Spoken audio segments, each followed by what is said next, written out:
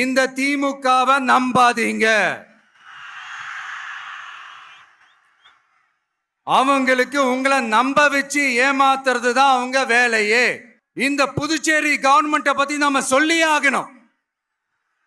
இது டெஃபினட்டா தமிழ்நாட்டில் இருக்கிற மாதிரி நம்ம திமுக கவர்மெண்ட் மாதிரி கிடையவே கிடையாது. ஏன்னா வேற ஒரு அரசியல் கட்சி நடத்துற நிகழ்ச்சியாகவே இருந்தாலும் அந்த நிகழ்ச்சிக்கு தன்னெழுச்சியா வர நம்ம மக்களுக்கு பாதுகாப்பு கொடுத்து பாரபட்சமே காட்டாம இந்த கவர்மெண்ட் நடந்துகிட்டு இருக்கிறாங்க. அப்படிப்பட்ட இந்த புதுச்சேரி கவர்மெண்ட்டுக்கும் நம்ம புதுச்சேரி சிஎம் சார் அவர்களுக்கும்